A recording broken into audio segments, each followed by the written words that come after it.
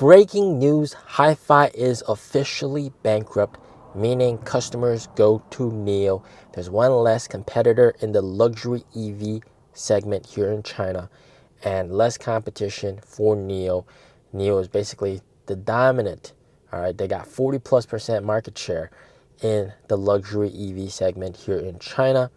So it is official. HiPhi, they posted this on their own Weibo, which is like Twitter, and they said that they are in bankruptcy proceedings to resolve the outstanding debt problems and all that kind of stuff, but they're not in liquidation, all right? And the rescue efforts for the company have officially failed. So there were rumors a couple months ago, and back in March when they halted factory production, everything was halted, put on stop, people weren't being paid, and they had a couple of months to resuscitate themselves. And there were also rumors that they were going to be rescued by Chang'an or all these other automobile companies. They might come in and do a cash injection and rescue the company, work together, but none of that materialized, and they've run out of time. All right, the heart machine has stopped, so they are officially in bankruptcy proceedings, but the company clarified they are not in liquidation. All right, they're not selling all the assets. They're just working a way through this problem. So they might reemerge from bankruptcy as a healthier company. Who knows? All right, but it is what it is. And the fact of the matter is, this has already damaged its reputation by quite a lot. All right, and people don't feel safe buying a HiPhi, even if it's on massive discount, which it is right now. You can buy HiPhi cars for extremely cheap prices, and you still can get service. All right, so this is something you got to clarify. You can still get service for a HiPhi car if you do own one, but how long is this going to last? Are you going to be able to get parts, right? And one very big risk is the rejection by insurance companies, and we're seeing that with Weltmeister. And if you guys didn't know, rewind the time 4 years. 4 years back, Weltmeister used to be selling as much as NIO and even more than NIO. And that was about when I bought this car, this NIO EC6. And they were selling so well that NIO even bought a Weltmeister car themselves and took it apart to analyze what made their car so great. All right, it went to that extent. But fast forward to today, they're wiped off the face of the earth. All right, Weltmeister does not exist anymore. They're completely gone, bankrupt. What? It's so bad that the insurance companies are rejecting the insurance because you can't get the parts. You get into an accident, you can't even repair the car to get the parts. It's astronomical prices. So which insurance company dares to offer insurance to that car? So these Weltmeister cars, when I drive my car, I see Weltmeister, I stay the hell away from that car. All right, and I just know, if I crash into that car, yeah, gonna have to fork an arm or a leg to fix that car up because, yeah, they're rejected by insurance.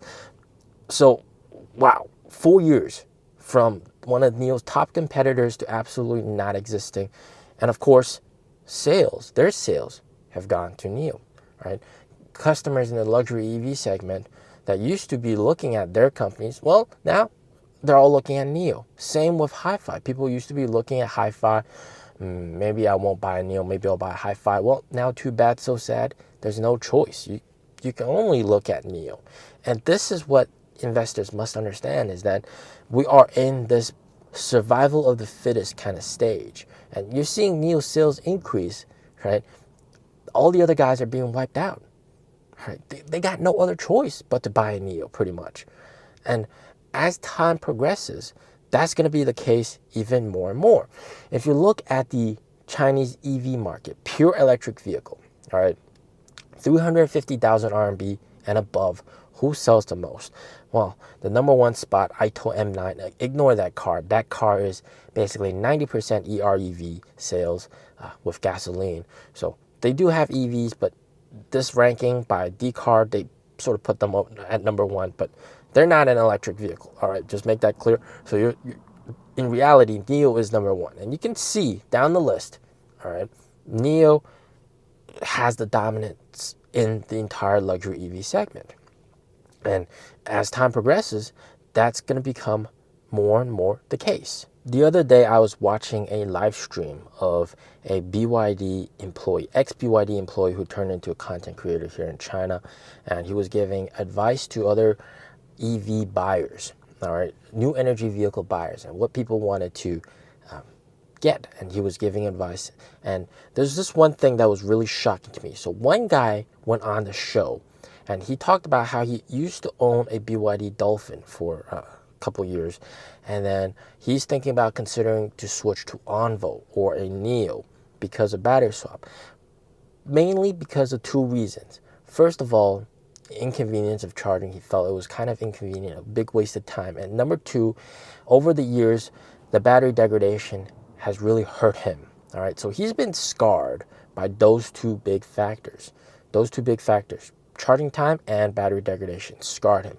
That made him adamant about buying a EV that can do battery swap. And he was sure about it. And he was just asking, which one should I go for? Should I go for Envo or should I go for a NIO? So from a shareholder's perspective, wow, that's great, man. You're going, well, either one of them is going to help NIO out, right? So choose whichever one you want. But this really goes back to the point that NIO CEO said a couple of years ago, all right, that EV cars, EV owners, and even in America, you can tell 50% of people selling Tesla to switch to another car, just switching to gasoline cars, which is kind of crazy, all right, because of the inconvenience of charging. They kind of feel like it's inconvenient. But the same thing here in China, except they got the better alternative to go with a NIO. And one thing you got to understand is once you go for an EV car, all right, your license plate permission is now EV. You cannot go back to gasoline. So this could explain some of the hesitance why EV sales aren't exactly taking off like crazy. But most people, most EV owners, if they are like just scarred by charging time and battery degradation, and they want something that's fast, NIO is their only choice.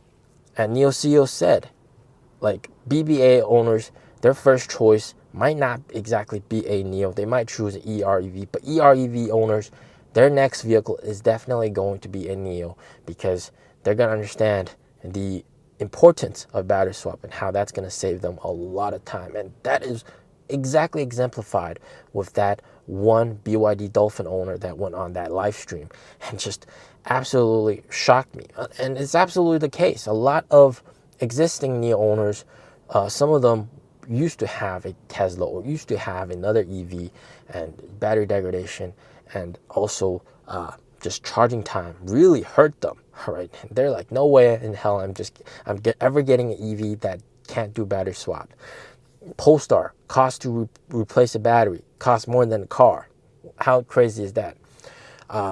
Back about 3.5 years ago, like a couple months after I got my car, I was able to interview another EC6 owner which had the exact same car as me. And I asked him why he bought a NIO. And he used to own a BYD as well. And that battery degradation got so bad over the years that it was just not viable for him. He had to spend so much time charging, but it could never get him to the range that he was happy with. And the range kept on decreasing. So he was really fed up with that, and he bought a NIO. So you got to understand that this is a long waiting game, all right? This is a long battle. It's not a short battle. It's survival of the fittest. These other competitors, they're dying, all right? They're getting wiped out. Consumers will have less choice but NIO.